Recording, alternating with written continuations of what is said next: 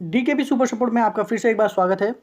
दोस्तों आज हम बात करेंगे जूनियर असिस्टेंट 2022 के वैकेंसी के बारे में।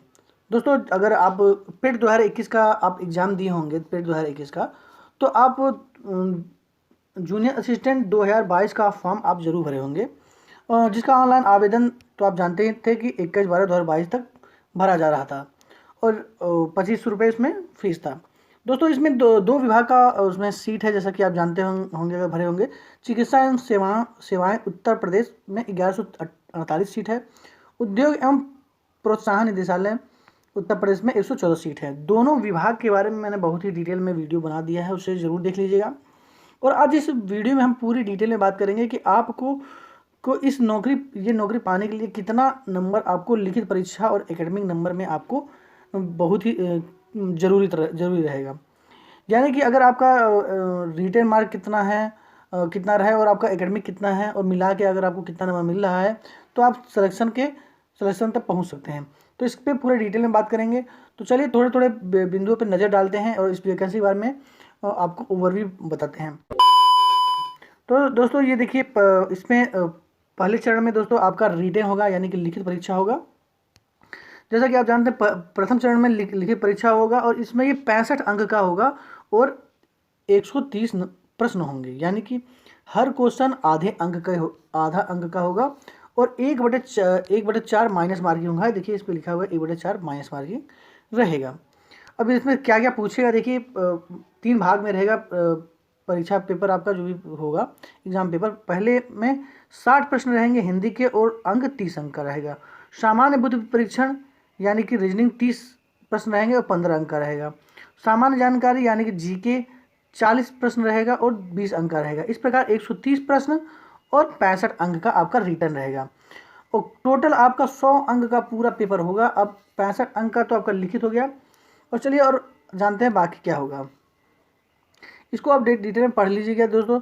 हिंदी में क्या पूछेगा, सामान्य बुद्धि परीक्षण में क्या पूछेगा और यहाँ पे सामान्य जानकारी में क्या पूछेगा। अब यहाँ पे बात करेंगे दोस्तों द्वितीय चरण के बारे में। द्वितीय चरण बहुत ही खास है, बहुत ही इम्पोर्टेंट है, क्योंकि अगर आप रिटन में तो बहुत बच्चे पास हो जाते हैं, बहुत अच्छा स्कोर कर लेते हैं, लेकिन स्किल टेस्ट यानी कि टाइपिंग टेस्ट जो द्वितीय चरण है, सेकंड स्टेप है, उसमें बहुत बच्चे फेल हो जाते हैं, यानी कि अनुत्तीर्ण हो जाते हैं। इसमें देखिए दोस्तों हिंदी आपका टाइपिंग रहेगा और अंग्रेजी टाइपिंग रहेगा। हिंदी में आपको 25 वर्ड पर मिनट लाना है स्पीड मिनिमम, और अंग्रेजी में आपको मिनिमम 30 वर्ड पर मिनट लाना है, तभी आप क्वालिफाई होंगे। तो इसके लिए दोस्तों आप हिंदी जैसे अगर आप मंगल इंस्क्रिप्ट पे करते हो या कुरुदेव 010 पे करते हो, किसी भी फॉन्ट पे आप दोनों में से करते हो, तो आप हिंदी के लिए एलिजिबल हैं। और इंग्लिश का तो कोई फॉन्ट नहीं होता है। इंग्लिश अगर आप टाइपिंग करते हैं तो 30 वर्ड पर मिनट आपको आना चाहिए। अब देखिए दोस्तों, वो टंकड़ जो भी होगा, यानी कि आपका जो भी टाइपिंग होगा वो कंप्यूटर पे होगा। मतलब कि आपको पीसी दे दी जाएगा, कंप्यूटर दे दिया जाएगा और एक कीबोर्ड लगा हुआ रहेगा, वो दे दिया जाएगा और आपको एक आयोग का ही सॉफ्टवेयर रहेगा, उसी को देख के आपको टाइप करना होगा। और आपको जैसे टाइपिंग सॉफ्टवेयर होता है वैसे ही ये पूरा वर्क करेगा। ज़्यादा दिक्कत लेने वाली बात नहीं है। अगर आप टाइपिंग बढ़िया से कर रहे होंगे तो निश्चित ही क्वालिफाई हो जाएंगे। और अगर इसके टाइपिंग के लिए आप प्रैक्टिस करते होंगे तो मैंने आपको बताया है कि पेपर देख के आप टाइपिंग का प्रैक्टिस करिए और साथ ही में टाइपिंग सॉफ्टवेयर पे भी आप प्रैक्टिस करते रहिए। उसके लिए मैंने वेबसाइट आपको बता दिया है, कई वेबसाइट बता दिया है, लेकिन मैं सबसे ज़्यादा प्रीफर करता हूँ indiatyping.com पे आप जाइए। हिंदी इंग्लिश जो भी आप टाइपिंग की प्रैक्टिस करना चाहते हैं उस पर आप टाइपिंग कर सकते हैं। अब दोस्तों चलिए जानते हैं द्वितीय चरण के बारे में और भी कुछ विशेष। ये सब नोटिफिकेशन का ही है और नोटिफिकेशन के का ही मैं आपको चीज़ें बता रहा हूँ और बहुत ही 100% आपको सही चीज़ बता रहा हूँ। देखिए दोस्तों, अब 65 नंबर का आपका रिटर्न तो हो चुका। 65 नंबर आपने जो भी नंबर आप पाएंगे लिखित में। अब देखिए उसके बाद आपकी शैक्षिक योग्यता, जब इंटरमीडिएट में आप के मार्क पे आपको भी नंबर मिलेगा, स्नातक के मार्क पे आपको नंबर मिलेगा और स्पोर्ट पे भी आपको नंबर मिलेगा। अगर आप इंटरमीडिएट यानी कि 12th आपने 60% और इससे ऊपर यानी 60% से प्लस नंबर अगर आपने पाया, 60% अगर आपका इंटरमीडिएट में 60% से प्लस नंबर है या 60% से लेके प्लस नंबर है, तो आपको 20 अंक में से 20 अंक मिलेंगे। और अगर देखिए दोस्तों, अगर आपका 45% और 60% के बीच में है, 45 से 60 के बीच में है, तो आपको 15 अंक मिलेंगे। अगर आपका दोस्तों तो 33% से 45% के बीच में अगर आपका अंक है तो 10 नंबर आपको मिलेंगे। तो यानी कि अगर आप फर्स्ट डिवीज़न हैं तो आपको 20 अंक, अब अगर सेकंड डिवीज़न है तो आपको 15 अंक, अगर आप थर्ड डिवीज़न है तो आपको 10 अंक मिलेंगे। इंटरमीडिएट में आपके रिटन अंक के आधार पर आपको अंक प्रदान किए जाएंगे। अब स्नातक यानी कि ग्रेजुएशन, आप चाहे BA किए हो, BTech किए हो, BCA किए हो, अब इसमें स्नातक के अंक पे भी आपको नंबर मिलेंगे। इसमें देखिए दोस्तों, अगर 60% से ऊपर आपका नंबर है, 60% से प्लस नंबर है आपका, तो आपको 10 अंक दिए जाएंगे। 10 अधिकतम अंक 10 है, 10 और 10 में 10 आपको दे दिया जाएगा। इसी प्रकार अगर आप इसी प्रकार दोस्तों, अगर आपका 45% और 60%, 45% से अधिक और 60% से कम है तो आपको 8 नंबर दिए जाएंगे 10 में से। अगर आपका 33% से अधिक किंतु 45% से कम है तो आपको 5 अंक दिए जाएंगे। यानी कि अगर BA में, ग्रेजुएशन में यानी कि स्नातक में अगर आप फर्स्ट डिवीजन है तो आपको 10 अंक, सेकंड डिवीजन है तो आपको 8 अंक, और थर्ड डिवीजन है तो आपको 5 अंक मिलेंगे। तो इस प्रकार आप अपना नंबर अब जोड़ सकते हैं। जैसे मान लीजिए आप इंटरमीडिएट में फर्स्ट डिवीजन है तो आप 20 में 20 पा जाएंगे, और स्नातक में भी आप फर्स्ट हैं तो 10 नंबर पाएंगे। तो यानी कि 30 नंबर आपका हो जाएगा अधिकतम अंक, 30 नंबर आपका एकेडमिक में हो जाएगा। तो ये जो इंटरमीडिएट और स्नातक में दोनों में फर्स्ट होंगे उनको 30 में 30 नंबर मिल जाएगा। अब दोस्तों देखिए 5 अंक और भी इसमें रखे गए हैं।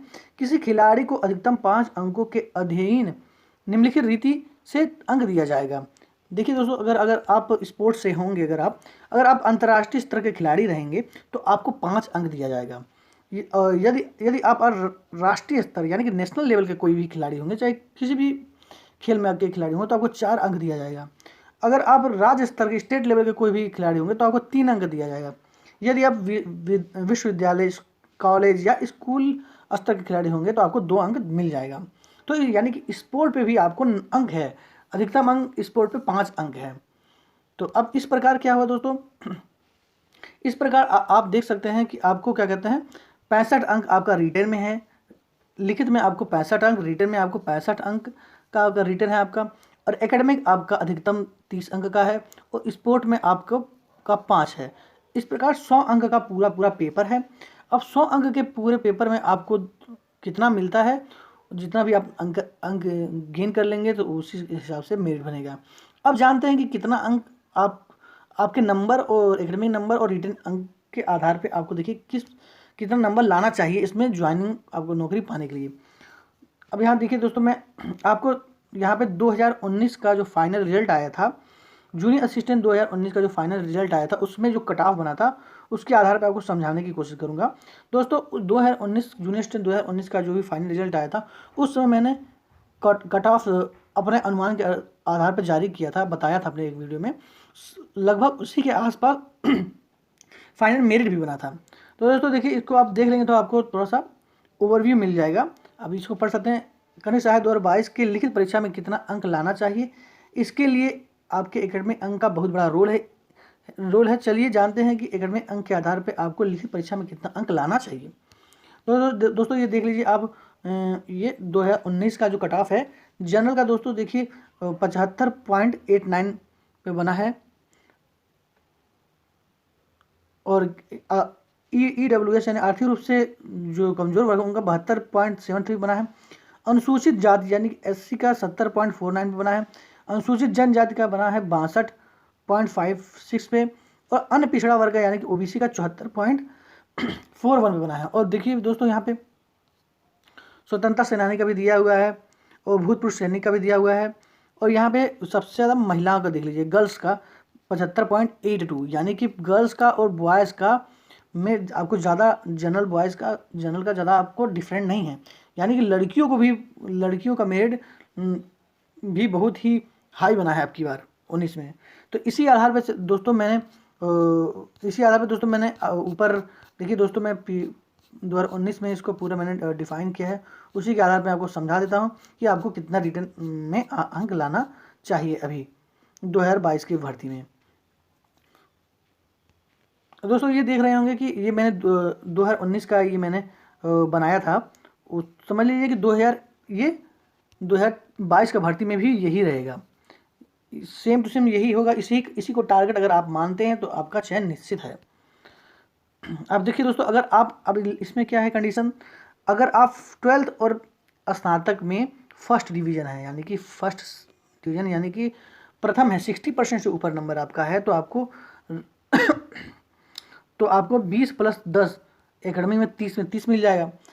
तो इस प्रकार और इस प्रकार दोस्तों देखिए, हिंदी का जो 30 अंक होगा उसमें आप 25 नंबर लाने का टारगेट मारिए, और रीजनिंग में 15 अंक का रीजनिंग हो उसमें 10+ लाने का टारगेट करिए। जीके 20 नंबर का, उसमें आप 15 नंबर का टारगेट करेंगे। इस प्रकार आपको 65 में से 50 नंबर रिटेन में लाना है। 65 में से 50 नंबर रिटेन में लाना है किनको, जो 10th 12th और स्नातक में फर्स्ट डिवीजन हो, जिनका एकेडमिक 30 नंबर है, उनके लिए ये है कि वो 50 नंबर भी लाएंगे तो उनका चयन हो जाएगा, 50 30 80 हो जाएगा, चयन हो जाएगा उनका। अब इसी प्रकार देखिए, ये 50 इस प्रकार सामान्य 50 अगर लिखित लाएंगे और शैक्षिक अर्हता 30 है तो आपका 78 से 80 के बीच में मेरिट नंबर बन रहा है तो आपका चयन निश्चित हो जाएगा। ओबीसी अगर 48 नंबर ला रहे हैं और 30 नंबर शैक्षिक अर्हता जो भी एकेडमिक नंबर है तो 77 से 79 में उनका मेरिट बनेगा। SC 44 ला रहे हैं तो 70 से 74 मान लीजिए।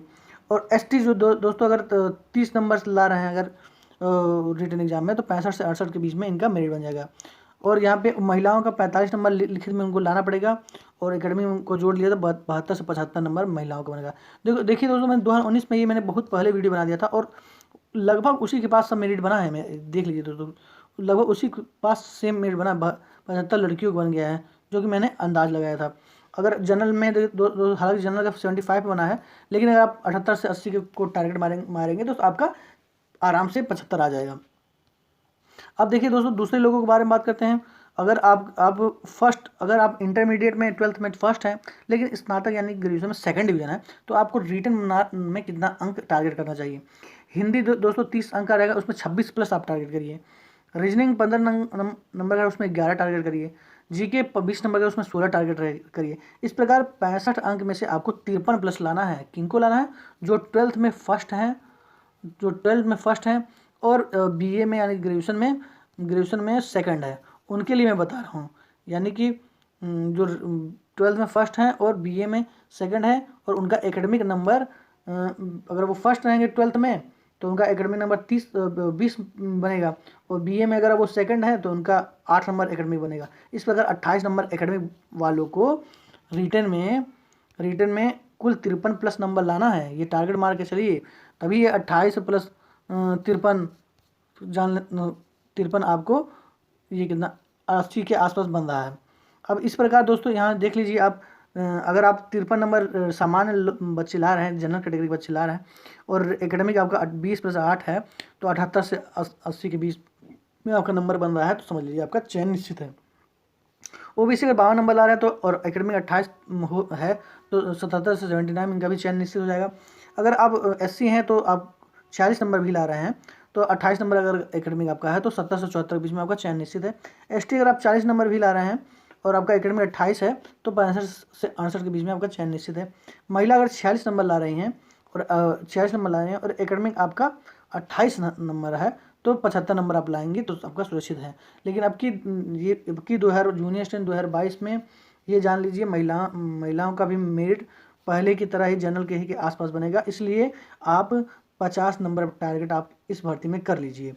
यानी कि अगर आप शैक्षिक अगर योग्यता अर्हता जो आपकी एकेडमिक मार्क हैं अगर 28 है तो आप 50 नंबर रिटर्न में लाने के लिए सोच लीजिए। फीमेल कैंडिडेट यानी कि महिला लड़कियों के लिए मैं बता रहा हूँ। अब देखिए थर्ड कंडीशन क्या है। थर्ड कंडीशन में दोस्तों मैं बात करूँगा जो बच्चे 12th भी सेकंड है और बीए भी सेकंड है, यानी कि जिन बच्चों का 60% से कम नंबर है, 60% से कम नंबर है 12th में और 60% से कम नंबर है बीए में, तो इनको दोस्तों अगर 60% से कम नंबर है फर्स्ट सेकंड डिवीजन है तो आपको एकेडमिक में 15 नंबर मिलेंगे 12th में इंटरमीडिएट में, और स्नातक में ग्रेजुएशन में सेकंड डिवीजन नंबर है तो 8 नंबर आपको मिलेंगे। 8 5 23, ये 23 नंबर आपका एकेडमिक बन रहा है। तो इस प्रकार आपको अगर एकेडमिक 23 नंबर बन रहा है तो आपको रिटेन में दोस्तों देख लीजिए, रिटेन में बहुत मेहनत करना पड़ेगा। हिंदी में अगर 30 है तो हिंदी में 27 नंबर आपको लाना पड़ेगा, और हिंदी अगर रीजनिंग 15 नंबर का है तो उसमें आपको 12 नंबर लाना पड़ेगा। जीके 20 नंबर में 70+ लाइए, तो यानी कि आप 65 में से आपको 55+ नंबर लाने का टारगेट करिए। 55 नंबर प्लस लाने का टारगेट करिए। अगर जो इंटरमीडिएट और बीए दोनों में सेकंड डिवीजन है उनको थोड़ा मेहनत करना पड़ेगा, तभी जाकर उनका नंबर ये मेरिट के आसपास आ पाएगा। इस प्रकार देखिए दोस्तों, लिखित में 56+ नंबर लाएंगे तब आपको और अगर एकेडमी में 23 नंबर है तो 56+ नंबर लाएंगे जनरल कैटेगरी वाले, तभी 78 से 80 के बीच में पहुंच पाएंगे। ओबीसी के कैंडिडेट था 54 नंबर लाना पड़ेगा अगर आपका एकेडमी 23 नंबर आ रहा है तो 70 से 79 नंबर आएगा। एससी अगर आप हैं तो 45+ लाएंगे और एकेडमी में 23 है तो आपका 70 से 74 के बीच में मेरिट बन सकता है। और एसटी अगर आप 42 नंबर प्लस ला रहे हैं और एकेडमी का आपका 23 नंबर है तो 65 से 68 के बीच में आपका मेरिट बन सकता है।